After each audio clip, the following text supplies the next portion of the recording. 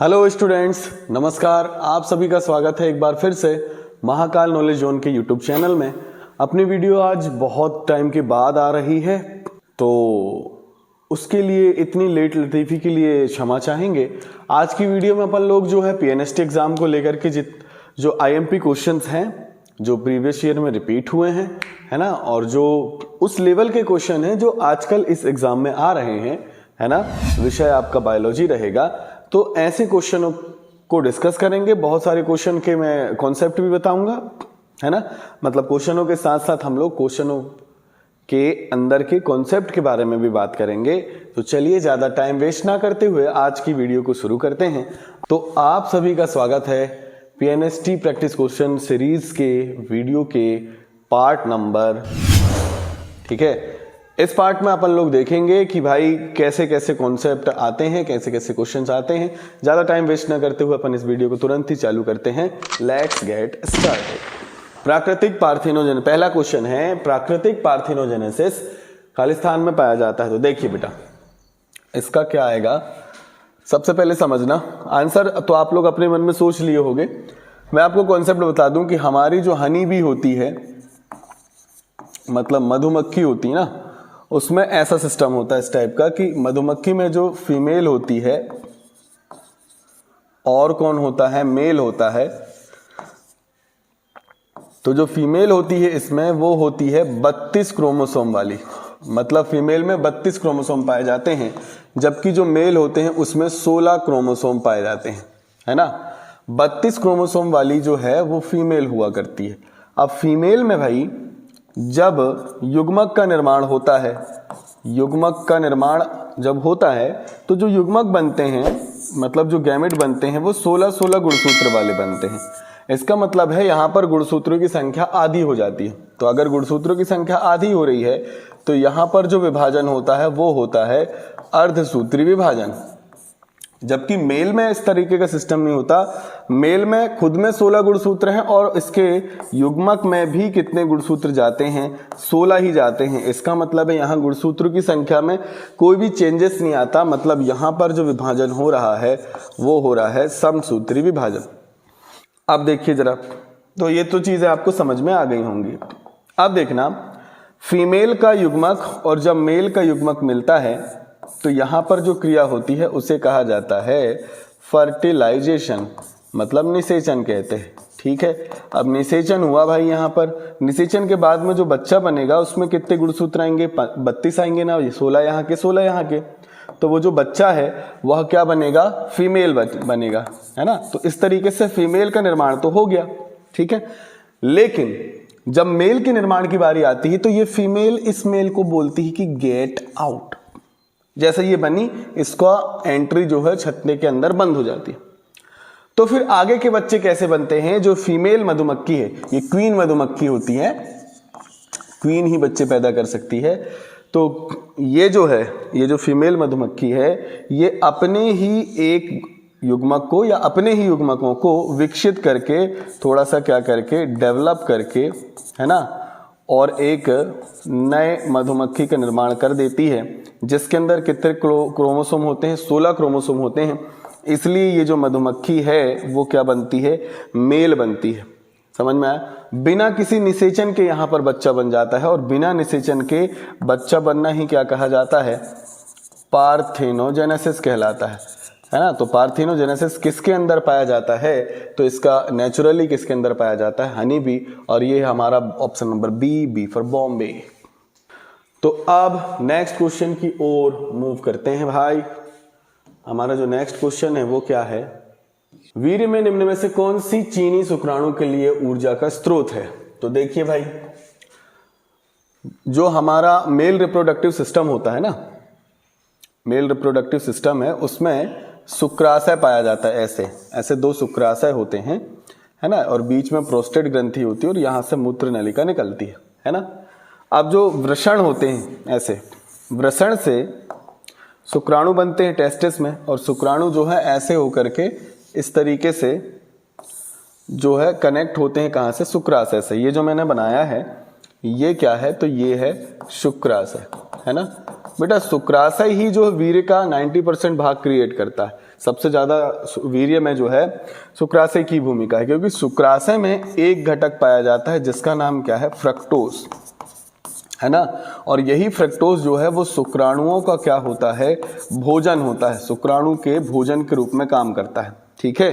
तो शुक्राणु के लिए भोजन के रूप में काम करने वाला घटक कौन है, फ्रक्टोज है, जो कहां पर बनता है, शुक्राशय में बनता है, ठीक है। तो हमारा क्वेश्चन क्या था कि वीर्य में कौन सी चीनी जो है शुक्राणु के लिए ऊर्जा का प्रमुख स्रोत होती है, तो इसका ग्लूकोज नहीं, फ्रक्टोज। हमारा आंसर क्या जाएगा, फ्रक्टोज, बी फॉर बॉम्बे, ठीक है। चलो नेक्स्ट क्वेश्चन है, यहां पर है foetal sex is determined by the examining cells from the amniotic fluid looking for, ठीक है। भ्रूण के लिए लिंग का निर्धारण एमनियोटिक द्रव से कोशिकाओं की जांच करके किया जाता है। यार ये ना बीच का जूम नहीं होता, हाँ हो गया, किया जाता है। तो इसमें आपको बताना है कि किसकी जांच होती है, हम किसको ढूंढते हैं लिंग का निर्धारण करने के लिए। तो देखो यार इसमें तो बहुत सरल सी बात है ये, यहां पर किसका निर्धारण करना है, लिंग का निर्धारण करना है ना, मतलब एक प्रकार से हम लोग को करना है सेक्स डिटर्मिनेशन, ठीक है, सेक्स डिटर्मिनेशन करना है। तो सेक्स डिटर्मिनेशन करने के लिए क्या होगा भाई, हम लोग कौन से क्रोमोसोम को देखेंगे। तो देखो एक जो हमारी बॉडी होती है ना, ह्यूमन बॉडी, उसके अंदर जो है मतलब 23 जोड़ी क्या होते हैं, गुणसूत्र पाए जाते हैं, है ना। 23 जोड़ी में से जो 22 जोड़ी होते हैं, 22 जोड़ी जो होते हैं वो मेल में और किस में, फीमेल में कैसे होते हैं भैया, सेम होते हैं, है ना, मेल फीमेल दोनों में सेम है। लेकिन जो 23वां जोड़ा है, 23वां जो जोड़ा है वह जो है वह मेल फीमेल में कैसा होता है, अलग अलग होता है, ठीक है, समझ गए ना। फीमेल में कैसा होता है, वो फीमेल में जो 23वां जोड़ा होता है वो XX होता है, और मेल के अंदर कैसा होता है बेटा, मेल में होता है XY, समझ गए। तो इस 23वें जोड़े को ही, इसी 23वें जोड़े के से जो है मेल फीमेल का लिंग का निर्धारण होता है। वास्तव में 23वें जोड़े में भी किसका भूमिका है, सबसे ज्यादा Y की भूमिका है, पर अपन बोलते हैं कि भाई 23वें जोड़े से ही लिंग का निर्धारण हो रहा है, इसलिए जो 23वां जोड़ा है उसे कहा जाता है सेक्स क्रोमोसोम, है ना। और जबकि जो 22 जोड़े हैं, ठीक है, या फिर सेक्स क्रोमोसोम या फिर ऑलोसोम कहते हैं इसको, ठीक है ना भाई। जबकि जो 22 जोड़ी हैं जो मेल फीमेल में सेम है, इन्हें कहा जाता है ऑटोसोम। क्या कहते हैं बेटा, ऑटोसोम कहते हैं। तो हमको क्या है, देखो भ्रूण के लिंग का निर्धारण करने के लिए एमनियोटिक द्रव से कोशिकाओं की जांच करके किया जाता है। किसकी जांच करते हैं हम लोग, ऑटोसोम्स की जांच करेंगे नहीं भाई, ऑटोसोम्स तो मेल फीमेल दोनों में सेम है, तो इसकी जांच नहीं करेंगे हम, है ना, क्योंकि इसकी जांच से पता ही नहीं लग सकता कि जो बच्चा पैदा होने वाला है वो मेल है या फीमेल है। तो फिर किसकी जांच की जाती है, तो कहां से पता लगेगा, सेक्स क्रोमोसोम से पता लगेगा ना, मतलब ऑप्शन नंबर बी हमारा करेक्ट आंसर हो जाएगा। ये तो रही इस क्वेश्चन की बात, है ना। अब इसमें ना एक चीज और आती है जो मैं आपको बता दूं, वो एक चीज और जो मैं आपको बताना चाह रहा हूं वो ये है कि जो सेक्स डिटर्मिनेशन होता है, सेक्स डिटर्मिनेशन जो होता है वो अलग अलग जीवों में अलग अलग टाइप से होता है। देखो भाई सेक्स डिटर्मिनेशन में क्या होता है, पहले होती है नर विषम युग्मकता, ठीक है, और दूसरा तरीका इसको कहा जाता है मेल हेटेरोगेमी, मेल हेटेरोगैमेटी, ठीक है, और एक होती है फीमेल हेटेरोगैमेटी, ठीक है भाई। सुनो अब, मेल हेटेरोगेमी में क्या होता है कि मेल के अंदर जो है वो अलग अलग प्रकार के क्या बनते हैं, युग्मक बनते हैं। किसके अंदर, मेल के अंदर, मेल हेटेरोगेमी की बात कर रहा हूं, है ना। देखो ये जो है दो टाइप की होती है, एक होता है XX और XY प्रकार का होता है ये, है ना, और एक होता है XX और X0 टाइप का, ठीक है। समझना इस बात को, इस तरीके से लिंग का निर्धारण होता है मनुष्य में, है ना, मनुष्य में और ड्रोसोफिला में, काय में, ड्रोसोफिला में इस तरीके से होता है। और इस तरीके से किस में होता है, सारे के सारे जो इंसेक्ट्स होते हैं ना, ठीक है, और जो ग्रॉसोफर होते हैं, ग्रॉस हॉपर कीट जो हैं उनमें इस तरीके से लिंग का निर्धारण होता है। होता क्या है जरा समझ लेना एक बार। इसमें ये होता है बेटा कि XX अगर कहीं पर जा रहा है तो वो क्या बनती है, फीमेल बनती है ना, और XY कहीं पर जा रहा है तो वो चीज क्या बनती है, मेल बनती है। समझ गए। अब इस तरीके में क्या होता है कि XX अगर है तो वो क्या बनती है, फीमेल बनती है। लेकिन अगर एक गुणसूत्र उसमें नहीं गया है ना, एक गुणसूत्र की अगर कमी आ गई तो उसका जीनोटाइप इस तरीके से लिखा जाएगा। लिंग गुणसूत्र में एक गुणसूत्र की कमी आ गई तो उससे X0 डिनोट करेंगे। तो X0 कंडीशन अगर इंसेक्ट में और काय में, ग्रॉसहॉपर में बनती है तो उनका ये तरीका है लिंग निर्धारण के कि अगर उसमें एक गुणसूत्र की कमी है तो फिर वो जो है वो क्या बनेगा, मेल बनेगा। लेकिन यही कंडीशन अगर काय में आ जाए, इंसानों में आ जाए X0, तो हम लोग टर्नर सिंड्रोम से पीड़ित हो जाएंगे। तो ध्यान रखना इसका, ये चीज का मतलब इनके लिए लिंग निर्धारण का एक तरीका है। समझ गए ना। ऐसा नहीं है कि इनको टर्नर सिंड्रोम हो गया है, नहीं, ये इनमें लिंग निर्धारण का एक तरीका है कि अगर XX जाएगा तो वो फीमेल बनेंगी और X0 जाएगा तो क्या बनेगी, मेल बनेगी। ठीक है। अब बात होती है फीमेल हेटेरोगेमी में। इसको हम लोग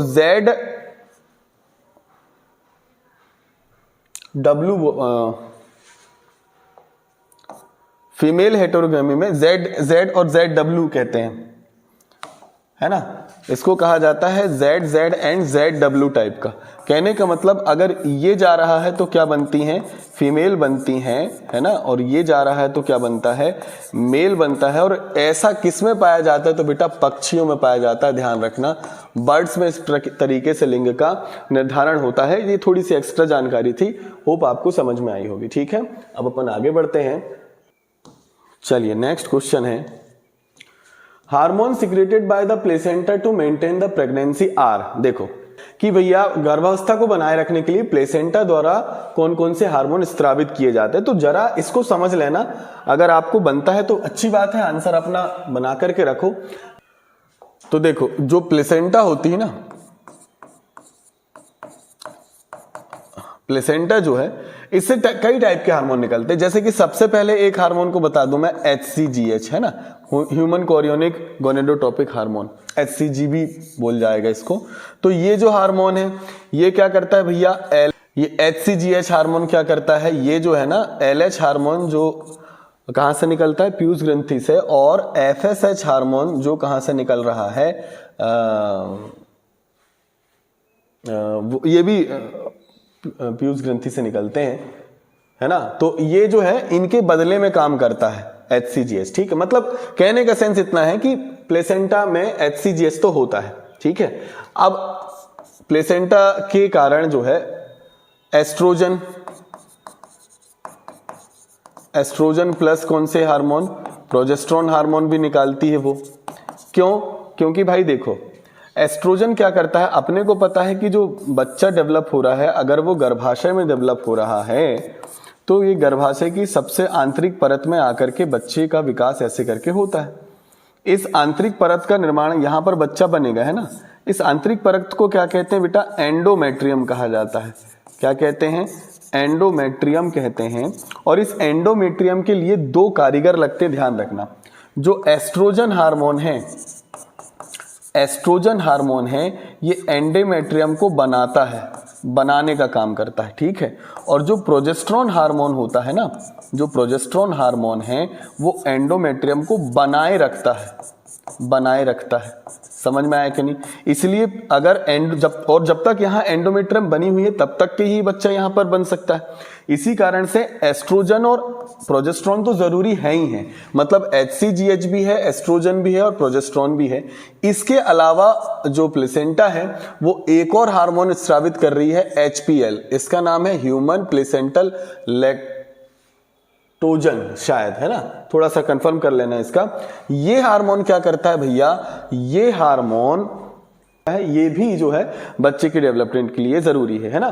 तो हमारे पास में टोटल कितने हार्मोन होगा, ये भी निकल रहा है, HCG भी है, एस्ट्रोजन है, प्रोजेस्टेरोन है, और कौन है, HPL भी हार्मोन है। ये वाला ऑप्शन कहां है, देखो, HCG, प्रोजेस्टेरोन, एस्ट्रोजन, ल्यूकोकार्टिकोसाइड्स, कार्टिकॉइड्स, नहीं, ये वाला तो ऑप्शन गलत हो जाएगा हमारा।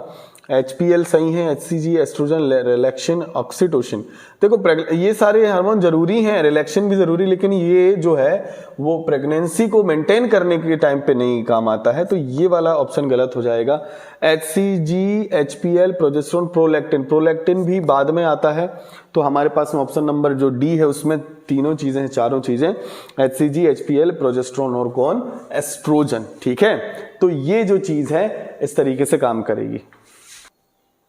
अच्छा, अब देखो मैं ज्यादा कॉन्सेप्ट को बेटा चाह के भी बहुत ज्यादा डीप में जाकर के नहीं समझा पाऊंगा, क्योंकि उसका कारण ये है कि अपन लोग जो क्वेश्चन सीरीज कर रहे हैं, अगर अपन ज्यादा ही डेप्थ में जाएंगे तो अपन ज्यादा क्वेश्चंस अटेम्प्ट नहीं कर पाएंगे, है ना। तो आपको जितनी एक्स्ट्रा डिटेल्स मिल रही है आप उसको कृपया करके लिखते जाइएगा। ठीक, चलिए, तो नेक्स्ट क्वेश्चन है हमारे पास में कि सर्टोली कोशिकाएं खालिस्तान में होती हैं। यार, तो अब ये क्वेश्चन तो भाई अब PNST के बच्चों के लिए बहुत ही आरामदायक बात होगी कि भाई ऐसे क्वेश्चन आ जाए आप तो ये कहां पर होती हैं भैया, टेस्टिस में होती हैं। मतलब यहां पर जो ऑप्शन है वृषण आ जाएगा। वैसे तो अंदर इसके भी और ऑप्शन बन सकते थे कि वृषण के अंदर में भैया, है ना, वो वृषण पालिकाएं हैं, टेस्टिकल लब्यूल्स हैं, उसके अंदर में सेमिनिफेरस टिब्यूल्स हैं, उनके अंदर ये पाया जा रहा है ना, शुक्रवाही जनन नलिकाओं में। पर ठीक है, यहां पर जो ऑप्शन है उसके हिसाब से क्या आ जाएगा, वृषण आ जाएगा। ठीक है, तो अब अपन नेक्स्ट क्वेश्चन की ओर बढ़ते हैं। क्वेश्चन मतलब ये वाला क्वेश्चन देखो जरा, ये क्या है, एंट्रम खालिस्तान की गुहा है। तो देखो जरा, सुनो ध्यान से, इधर देखो, जो हमारा जो अंडाणु है ना, मतलब महिलाओं में जो अंडाणु का निर्माण है, ये अंडाणु का जब निर्माण हो रहा होता है ना, मान लो कि ये अंडाणु है ना, तो इसका जब निर्माण हो रहा होता है ना भाई, तो क्या होता है, ये अंडाणु के चारों तरफ, मतलब ये विकसित नहीं होता है उतना, है ना, कम विकसित होता है। तो फिर जब ये विकसित हो रहा होता है ना, तो इनके आसपास में ऐसी पुटिकाएं बनती हैं, मतलब बहुत सारी जो फॉलिकल होती हैं, पुटिकाएं होती हैं। पुटिकाओं कुछ नहीं होती, वही कोशिकाएं होती हैं जिनमें से कोई एक कोशिका विकसित होकर के अंडाणु में बदलती है ना। अंडाशय में ऐसी बहुत सारी कोशिकाएं होती हैं, तो इनमें से कोई एक कोशिका क्या होती है बेटा, विकसित होकर के अंडाणु में बदल जाती है, और बाकी सारी कोशिकाएं विभाजित होकर के ऐसे आसपास में आवरण बना लेती हैं। ठीक है, ऐसा। तो यहां पर अभी अंडाणु का विकास भी चल रहा है। फिर ये जो आवरण है वो बड़ा होते जाता है, मतलब कई लेयर का आवरण हो जाता है। ठीक है, बहुत सारी लेयर हो जाती हैं इस आवरण के अंदर में, ऐसे ढेर सारी लेयर्स हो जाती हैं। और एक टाइम ऐसा आता है कि जो अंडाणु है, ये अंडाणु डेवलप हो चुका है बढ़िया से, और इस अंडाणु के आसपास पुटिकाओं की एक ही लेयर बच जाती है, और बाकी लेयर थोड़ी सी दूर हो जाती हैं, और ऐसे एक रस्सी के तौर पे ये अंडाणु की जो बाकी लेयर है वो अंडाणु से जुड़ी होती हैं। समझ गए ना। और उस टाइम पे अंडाणु के आसपास जो एक सिंगल लेयर बची रहती है ना, इसको क्या कहा जाता है, इसे कहा जाता है जोना पेलुसिडा। क्या कहते हैं, जोना पेलुसिडा। इसको आप ऐसे भी बोल सकते हो कि यही वो लेयर है जो पहली बार, मतलब पहली बार अंडाणु के आसपास कोई लेयर जो बनती है उसका क्या नाम है, तो वो जोना पेलुसिडा ही नाम होता है। ठीक है, अब आप देख पा रहे होंगे कि ये जोना पेलुसिडा पहली लेयर है और बाकी लेयर बाहर है, इनके बीच में कुछ खाली स्थान है। इस खाली स्थान को कहा जाता है एंट्रम। क्या कहते हैं बेटा, एंट्रम। समझ गए ना। और इस पूरे स्ट्रक्चर को, वेल डेवलप्ड स्ट्रक्चर है, इसको क्या कहा जाता है, इसे कहा जाता है ग्राफियन पुटिका। हिंदी में क्या कहते हैं, ग्राफियन पुटिका या ग्राफियन फॉलिकल कहा जाता है। ठीक है, ये महिलाओं के अंदर में क्रिएट होता है। फिर क्या होता है कि यहां से जो ग्राफियन फॉलिकल में जब अंडाणु पूरी तरीके से विकसित हो जाता है ना, तो फिर अंडाणु यहां से बाहर चला जाता है। ठीक है, और अंडाणु के बाहर जाने की प्रक्रिया है ना, ये अंडाशय के अंदर है मान लो, तो फिर वो अंडाणु यहां से निकल के बाहर चला जाएगा। इस प्रक्रिया को कहा जाता है ओव्यूलेशन, है ना, और हिंदी में कहा जाएगा अंडोत्सर्ग। समझ गए क्या नहीं समझे। और जब इससे अंडाणु बाहर निकल जाएगा तो ये खाली हो जाएगी ऐसे करके, है ना, इसमें कुछ भी नहीं बचेगा। समझ गए क्या नहीं समझे। तब इसको क्या कहते हैं, तब इसे कहते हैं कार्पस ल्यूटियम। ये लुट चुकी है ना, अंडाणु लूट करके कोई ले लेगा, तब जो ग्राफियन पुटिका बचेगी उसको क्या कहेंगे, कार्पस ल्यूटियम कहेंगे। तो अब अपन अपने क्वेश्चन पे आते हैं। क्या बोला है, एंट्रम खालिस्तान की गुहा है। आप बताओ एंट्रम किस में पाया जा रहा है भैया, ग्राफियन फॉलिकल में पाया जा रहा है। ठीक है, देख लो इसका आंसर क्या आएगा। तो सबसे पहले है गैस्टुला और ब्लास्टुला, तो ये आंसर तो बिल्कुल ही क्या हो जाएगा, गलत, ये नहीं है भाई। फिर नेक्स्ट है क्या, कि ग्राफियन फॉलिकल आ गया, यही हमारा क्या है आंसर है कि बीफ बॉम्बे ग्राफियन फॉलिकल में पाई जाती है। ठीक है भाई। अब जो नेक्स्ट क्वेश्चन है वो क्या बोल रहा है कि स्तनधारियों में अंडे की प्राथमिक अंडाणु झिल्ली कहलाती है। अब देखो, अगर ये यहां से इंग्लिश भी पढ़ लिया करो को थोड़ा सा क्लियरली समझ में जाता है कभी कभी इंग्लिश से। The primary egg membrane of mammals exist, primary मतलब पहली वाली, है ना। तो अब भी बताया यार, अब भी तो पढ़ के आया अपन ने कि पहली जो बनती है जो झिल्ली है उसका नाम क्या है, जोना पेलुसिडा ही नाम है। अभी पढ़ के आए हो आप कि अंडाणु के आसपास जो पहली झिल्ली बनती है उसको जोना पेलुसिडा कहते हैं। ठीक है, चलो ये भी बढ़िया रहा, फटाक से हो गया। अब नेक्स्ट क्वेश्चन है कि निम्नलिखित में से कौन सी गर्भ निरोधक विधि अंडोत्सर्ग में बाधा डालती है। देखो सुनो, बाधा कौन डालती, सुनो भाई। अंडोत्सर्ग का मतलब अभी मैंने समझाया कि जो अंडाशय है ना, इसके अंदर जो ग्राफियन फॉलिकल बन चुकी है, इस ग्राफियन फॉलिकल के अंदर उपस्थित अंडाणु का उससे अंडाशय से निकल करके बाहर आना, और बाहर कहां पर आएगा, ये फैलोपियन नलिका में आएगा। समझ गए ना। इस प्रक्रिया को क्या कहा जाता है, अंडोत्सर्ग कहते हैं। अब देखो डायफ्राम क्या होता है बेटा, डायफ्राम कुछ इस तरीके की चीज होती है, ऐसी टाइप की चीज, जिसको जो है ना फीमेल जो जनन मार्ग है, जैसे ये देखो ये हो गया फीमेल जनन मार्ग, ठीक है, ये हो गया। तो डायफ्राम को कहां लगाया जाता है, डायफ्राम एक ऐसी चीज यहां पर उपयोग करी जाती है, ऐसे समझ रहे हो क्या, इस तरीके से लगाया जाता है डायफ्राम, ताकि शुक्राणु जो है वो गर्भाशय के अंदर ना जा सके। ठीक है, तो हमें क्या बोला है कि क्या ये अंडोत्सर्ग को रोकेगा, नहीं, ये तो बस शुक्राणु को रोकता है, तो ये वाला आंसर हमारा नहीं होगा। फिर क्या है, कॉपर टी, कॉपर टी कहां लगाई जाती है, देखो कॉपर टी को लगाया जाता है यहां पर, इस तरीके से लगी होती कॉपर टी, और ये क्या करती है, वही शुक्राणु और अंडाणु को मिलने से रोकती है, तो ये भी वो नहीं है।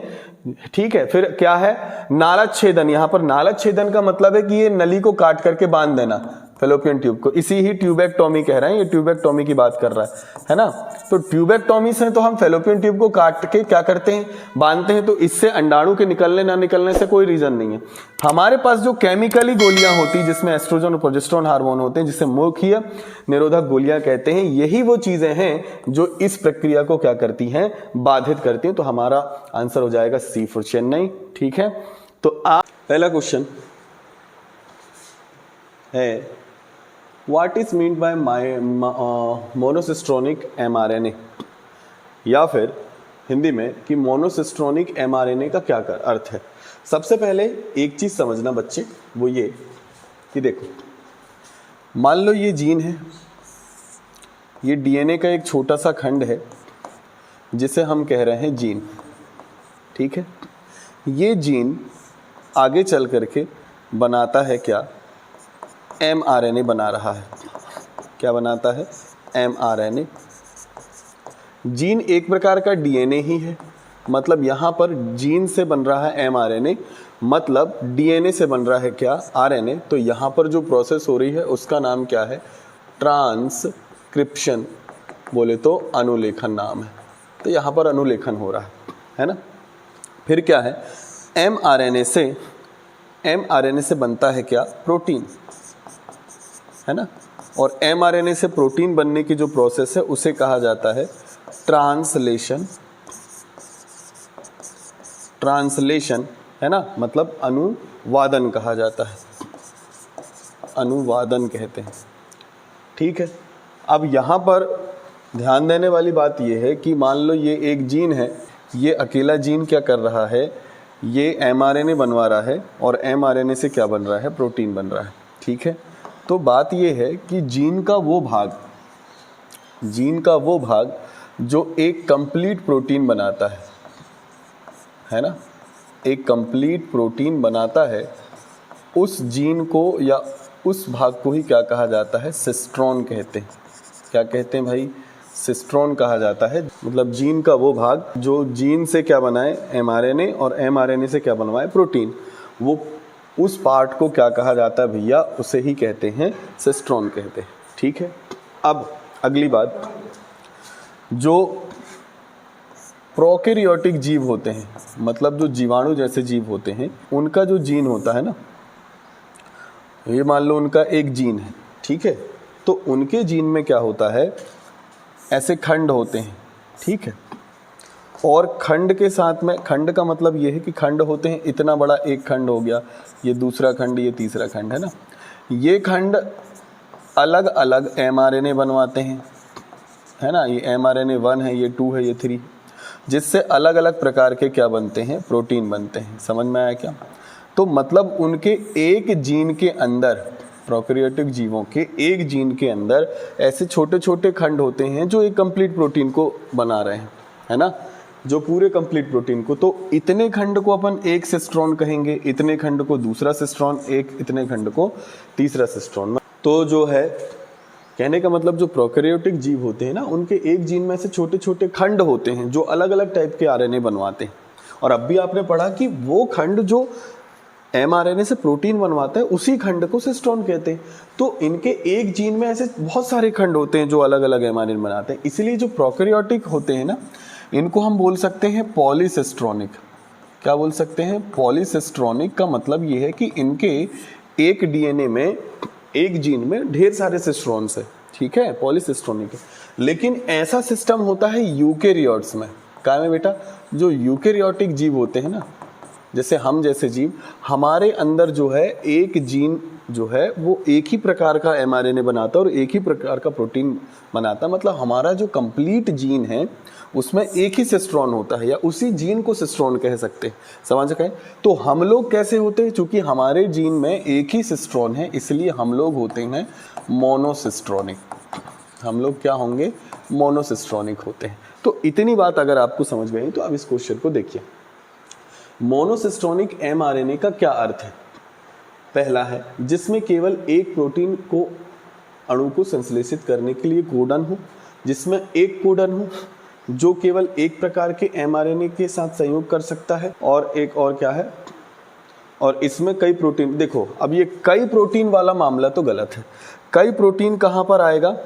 जिसमें बहुत सारे सिस्ट्रॉन होंगे, ठीक है। और आपके क्वेश्चन में है, क्वेश्चन में बात कही गई है कि मोनोसिस्ट्रॉनिक के बारे में बात बताओ करके, है ना। तो ये वाला मामला तो गलत हो जाएगा। फिर नेक्स्ट देखते हैं, जो केवल एक प्रकार के टीआरएनए संयोग करता है। टीआरएनए की केस ही नहीं है यहाँ पर, जिसमें केवल एक कोडन होता है। तो एक कोडन नहीं भैया, कोड तो बहुत सारे हो सकते हैं, है ना, कोड बहुत सारे होते हैं, लेकिन वह एक ही प्रोटीन का क्या करता है? संश्लेषण करता है। जैसे हमारे अंदर देखो, हम लोग मोनोसिस्ट्रॉनिक, अभी मैंने आपको इसका पूरा बेसिक समझा दिया। तो इसका आंसर क्या आएगा? Answer number A for America. अब दूसरा क्वेश्चन है, क्वेश्चन नंबर 2 है, mRNA का संश्लेषण क्या कहलाता है? mRNA का संश्लेषण का मतलब है आपके पास में क्या है? आपके पास में डीएनए है, और डीएनए से आपने बनाना है क्या? mRNA। तो अभी आप पढ़ के आ रहे हो कि इस प्रोसेस को क्या कहा जाता है? ट्रांसक्रिप्शन कहते हैं, है ना, ट्रांसक्रिप्शन कहलाता है। कहाँ है? पहले ही नंबर पर है ट्रांसक्रिप्शन, तो आंसर आ जाएगा ए फॉर अमेरिका। ठीक है भाई, चलो आगे बढ़ते हैं।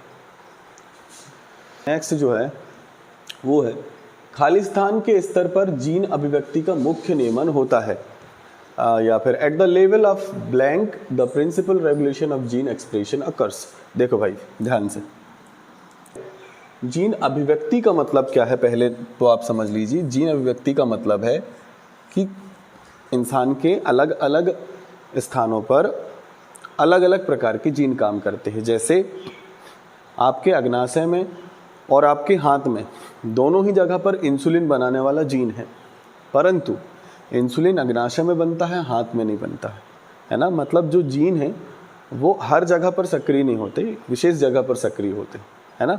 मतलब अपनी अभिव्यक्ति हर जगह नहीं दिखाते जीन, ठीक है। इस चीज़ को कहा जाता है जीन की अभिव्यक्ति। अब समझना ध्यान से, जो भी मैं समझा रहा हूँ अच्छे से देखो। ये हमारा एक जीन है ना, इस जीन के बहुत सारे पार्ट होते हैं, ठीक है। जैसे कि इस पार्ट को जो आगे चल करके प्रोटीन बनाता है, इस पार्ट को कहा जाता है संरचनात्मक जीन। क्या कहते हैं? संरचनात्मक जीन। इस संरचनात्मक जीन के साइड में एक विशेष प्रकार की स्थान लगा होता है ना।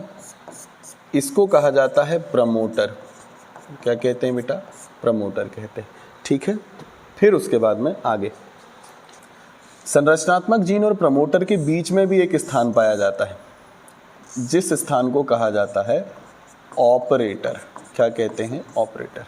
ठीक है, ये जो है ये कहानी में बता रहा हूँ एक प्रोकैरियोटिक जीव की। ये सारा जो है एक प्रोकैरियोटिक जीव है जिसका नाम क्या है? ई कोलाई में ऐसा सिस्टम होता है ना, ई कोलाई के अंदर सिस्टम बता रहा हूँ मैं।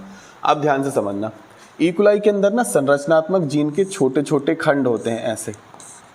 ठीक है, इसको जेड खंड, इसको वाई खंड और इसको ए खंड बोलते हैं।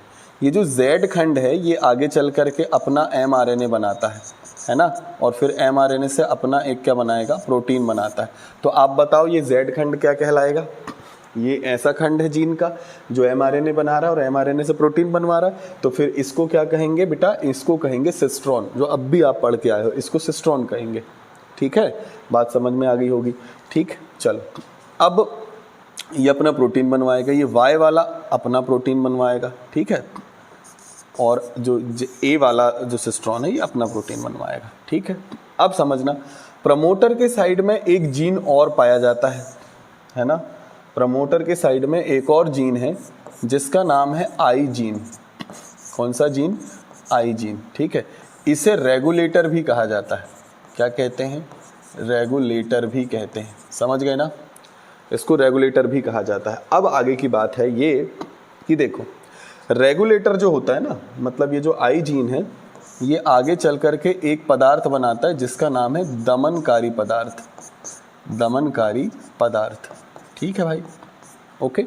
हाँ, अब देखो अगर आपको संरचनात्मक जीन मतलब ये ZYA से क्या बनाना है? प्रोटीन बनवाना है। तो उसके पहले आपको बनवाना पड़ेगा क्या? mRNA। और mRNA बनवाने का काम एक एंजाइम करता है जिसका नाम है RNA पॉलीमरेज। क्या नाम है इसका? RNA पॉलीमरेज एंजाइम ये काम करता है। ठीक है, अब देखो RNA पॉलीमरेज ये काम कैसे करता है समझना। क्या काम करता है RNA पॉलीमरेज? इस संरचनात्मक जीन में ये जो खंड है ZYA इनसे mRNA बनवाता है। कौन? RNA polymerase. ये कैसे बनवाता है? तो देखो ये यहाँ से निकल करके जाता है यहाँ पर। कौन से स्थान पर? प्रमोटर के स्थान पर। समझ गए? और यहाँ पर फिट हो जाता है।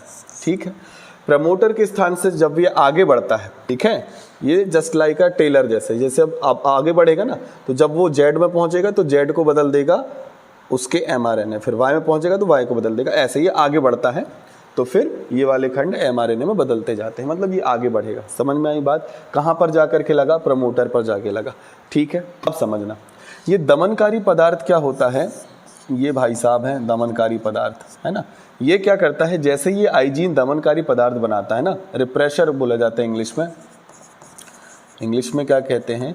रिप्रेसर कहते हैं। ठीक है भाई, तो ये दमनकारी पदार्थ यहाँ पर आके लग जाता है और इसको आगे नहीं आने देता, ऐसे रोक लेता है।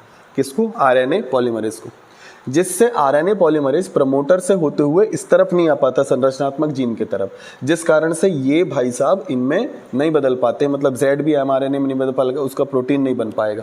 समझ पा रहे हो क्या बोला? कि ये भाई साहब जब इधर आएगा ना तो तभी ये ऐसे बदलेंगे। अब ये नहीं आ पा रहा है तो फिर Z उसके mRNA नहीं बना पा रहा है, Y भी नहीं बना पाएगा, A भी, मतलब ये प्रोसेस नहीं होगी। समझ गए? अब इस प्रोसेस को क्या कहते हैं बताओ? संरचनात्मक जीन से क्या बन रहा है? mRNA बन रहा है। बोलो, mRNA बन रहा है और mRNA के बाद फिर उससे प्रोटीन बनेगा। अभी आप इतनी बात करो mRNA तक की कि संरचनात्मक जीन से क्या बन रहा है? mRNA बन रहा है। समझ गए ना? इस प्रोसेस को क्या कहेंगे? इसको कहेंगे ट्रांसक्रिप्शन। कहेंगे कि नहीं बताओ? इसको ट्रांसक्रिप्शन कहेंगे ना? कहेंगे कि डीएनए है, जीन मतलब क्या? जीन मतलब एक प्रकार का डीएनए का छोटा सा खंड, इससे mRNA बन रहा है, तो इस प्रोसेस को क्या कहेंगे? ट्रांसक्रिप्शन कहेंगे। अब जरा समझना, अगर मैं इस दमनकारी पदार्थ को हटा दूं, ये जो पूरा जो चीज है ना, इसे ही वास्तव में ओपेरॉन कहा जाता है। क्या कहते हैं? ओपेरॉन कहते हैं। ये जो पूरा है, समझ गए ना? तो ध्यान रखना, ओपेरॉन में कितने टाइप की जीन की बात करें? पहले स्ट्रक्चरल जीन, संरचनात्मक जीन, फिर कौन हो गया? प्रमोटर वाला क्षेत्र, फिर हो गया वो ऑपरेटर वाला क्षेत्र हो गया, फिर क्या हो गया? प्रमोटर वाला, और एक आई जीन बोले तो रेगुलेटर वाले। 4 टाइप की जीनों की बात होती है ओपेरॉन में, ध्यान रखना। अब मैं जो आपको समझाना चाह रहा हूँ वो ये कि अगर यहाँ से तुम लोग इस दमनकारी पदार्थ को हटा दो, ठीक है, तो R इधर जाने लगेगा। R मतलब RNA पॉलीमरेज जाने लगेगा, जिससे ये बदलने लगेंगे, काय में अपने अपने mRNA, मतलब ट्रांसक्रिप्शन प्रोसेस होने लगेगी, समझ। लेकिन अगर यहाँ पर दमनकारी पदार्थ लगा रहेगा तो फिर ये भाई साहब इसमें नहीं जा पाएंगे और ट्रांसक्रिप्शन प्रोसेस नहीं होगी। कहने का मतलब अगर ये यहाँ पर है तो ये संरचनात्मक जीन अपने mRNA नहीं बना पाएगा, मतलब अपनी अभिव्यक्ति नहीं दिखा पाएगा, ठीक है। अगर ये यहाँ पर नहीं है तो फिर संरचनात्मक जीन अपने अपने mRNA बना पाएगा और अपनी अभिव्यक्ति दिखा पाएगा। मतलब अभिव्यक्ति होगी या नहीं होगी ये इसके यहाँ होने या ना होने पर डिपेंडेंट है। अगर ये नहीं है तो ट्रांसक्रिप्शन होगा, और अगर ये है तो ट्रांसक्रिप्शन नहीं होगा। मतलब जीन अभिव्यक्ति का जो सबसे प्रारंभिक जो आकलन है वो कौन सी प्रक्रिया से किया जाता है, ट्रांसक्रिप्शन से ही किया जाता है। और यही आपका क्वेश्चन है कि खाली स्थान के स्तर पर जीन अभिव्यक्ति, जीन एक्सप्रेशन का मुख्य नियमन होता है, तो कहां पर होता है भैया, ट्रांसक्रिप्शन पर होता है ना। देखो ये ऑप्शन को थोड़ा ऊपर नीचे है, थोड़ा ध्यान से समझना।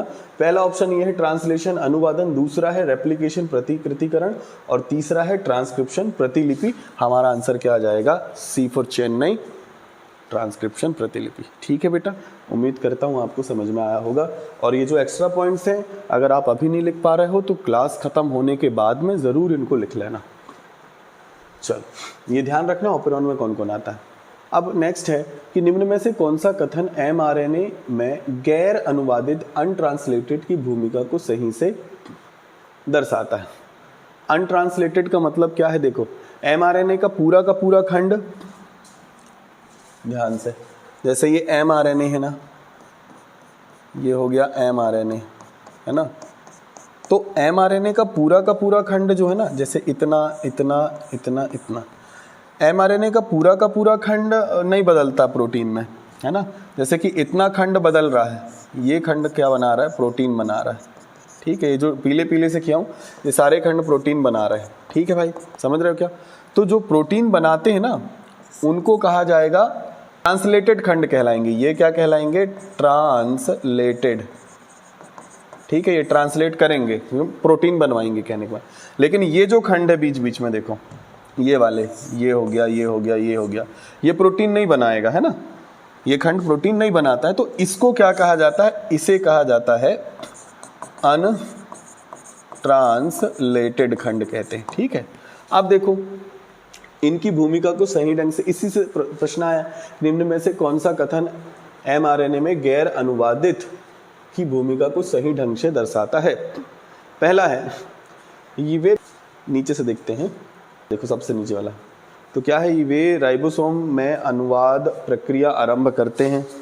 नहीं भाई, अनुवादन प्रक्रिया आरंभ होती है तब से जहां जो खंड कहाँ से क्या हो रहा है, प्रोटीन में बदल रहा है, वहां से अनुवाद प्रक्रिया चालू होती है, ठीक है। तो ये वाला आंसर क्या हो जाएगा, गलत हो जाएगा। फिर क्या है, ये एमिनो एसिड के लिए कोड करते हैं, नहीं। एमिनो एसिड देखो यार बेटा, एमिनो एसिड से बनने वाला है आगे चल के क्या, प्रोटीन, है ना। तो आप बताओ कि जो एमिनो एसिड के लिए कोड करेगा या एमिनो एसिड को बनाएगा, जो भी खंड एमिनो एसिड को बनवाएगा, इसका मतलब है कि वो खंड आगे चल के क्या बनवाएगा, प्रोटीन भी बनवाएगा। और जो प्रोटीन बनवाएगा उसको तो कौन सा खंड कह रहे हैं, ट्रांसलेटेड। हमें किसके बारे में बताना है, अनट्रांसलेटेड के बारे में बताना है ना। तो ये वाला ऑप्शन भी क्या हो जाएगा, गलत। क्या है, पेप्टाइड बॉन्ड निर्माण में मदद करते हैं, नहीं बेटा, पेप्टाइड बॉन्ड का निर्माण जो है वो राइबोसोम के अंदर होता है। किसके अंदर, राइबोसोम, ठीक है। प्रोटीन के बनाने के लिए पेप्टाइड बॉन्ड जो है वो राइबोसोम बनवाता है, ये नहीं बनवाते हैं ना। तो ये ऑप्शन भी क्या हो जाएगा, गलत। तो ये जीन अभिव्यक्ति को विनियमित करते हैं, मतलब they help, they regulate the gene expression. तो ये चीज ही सबसे ज्यादा सही है कि हाँ ये जीन अभिव्यक्ति में क्या करते हैं, मदद करते हैं। जो आप यहाँ से समझ सकते हो, देखो कि ये जो है, ये जो इतना पार्ट है जिसको हम क्या बोल रहे हैं, प्रमोटर बोल रहे हैं। ध्यान से मेरी बात समझना, प्रमोटर डीएनए का ही खंड है, मतलब प्रमोटर भी एक डीएनए ही है, बट ये आगे चल करके कोई प्रकार का एमिनो एसिड नहीं बना रहा है।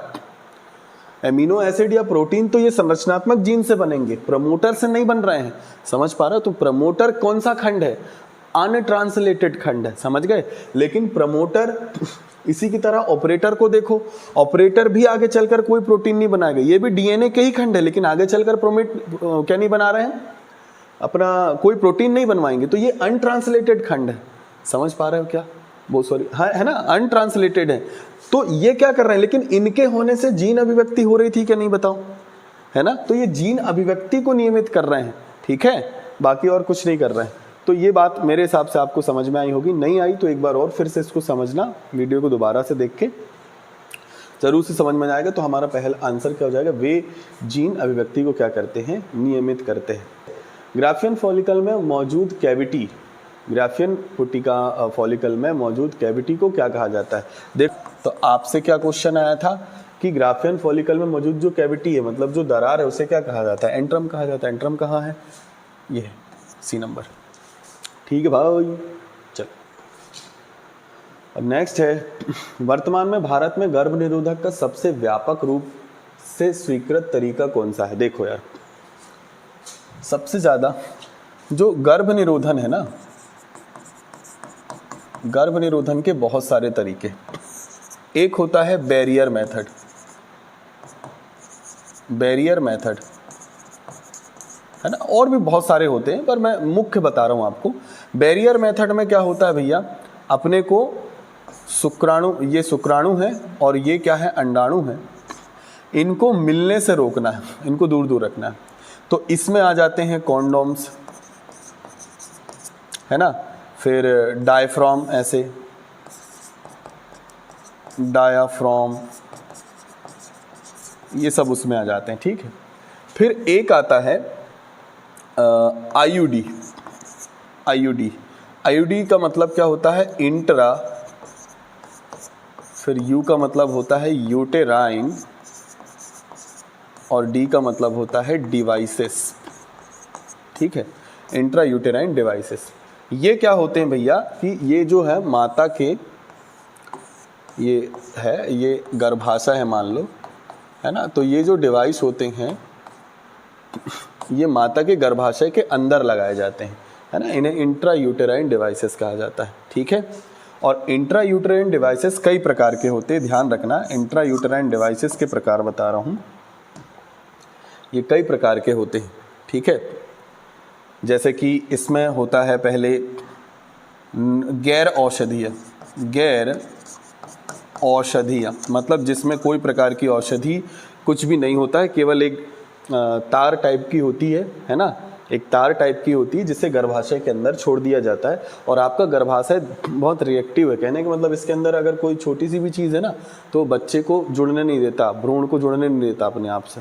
तो इसी कॉन्सेप्ट को अप्लाई किया जाता है गैर औषधीय में, नॉन मेडिकेटेड कहते हैं। और इसका एग्जाम्पल ध्यान रखना, लिपीज लूप। लिपीज लूप जो है वो एक आईयूडी है और गैर औषधीय आईयूडी है, ठीक है।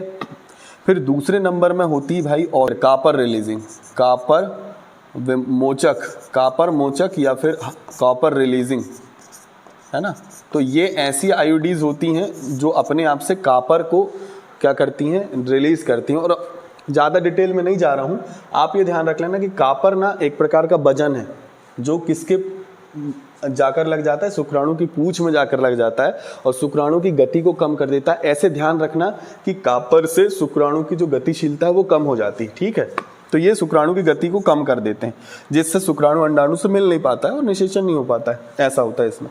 तो इसके एग्जाम्पल क्या है, इसके एग्जाम्पल है मल्टी लोड, ठीक है, 375, ये इसको चेक कर लेना एक बार। और फिर है कापर टी, ठीक है, बोलो। और भी जो भी जिनसे क्या निकलता है ये है कापर रिलीजिंग है, ठीक है। फिर एक और होते हैं भैया, एक हो गया गैर औषधीय, एक और फिर है हार्मोन रिलीजिंग। हार्मोन रिलीजिंग वाले क्या होते हैं, जिनसे ऐसे यूटेराइन होते हैं जिनसे हार्मोन निकलता है, ठीक है। कौन से हार्मोन निकलते हैं, एस्ट्रोजन, एस्ट्रोजन और कौन सा, प्रोजेस्टेरोन। ये हार्मोन जो है महिला में प्रेगनेंसी को, अगर इनका डिसबैलेंस हो जाता है ना तो महिला में प्रेगनेंसी नहीं आ पाती, ठीक है। तो ये ऐसे आईयूडी होते हैं जो हार्मोन निकालते हैं। इसका आप ध्यान रख लेना LNG, ठीक है, LNG-20 इसका एग्जाम्पल हो जाएगा, ठीक है। तो ये ध्यान रखना कि कौन किसका एग्जाम्पल है और LNG का पूरा नाम पता कर लेना, ठीक है। तो अब अपने को पूछा गया है कि सबसे ज्यादा कौन सा तरीका व्यापक रूप से महिलाएं उपयोग करती है और भारत में सबसे ज्यादा क्या चल रहा है। तो देखो, कॉन्डोम्स वगैरह भी प्रचलित हैं, लेकिन इंडिया में सबसे ज्यादा अगर प्रचलन की बात करें ना तो वो IUD प्रचलित है।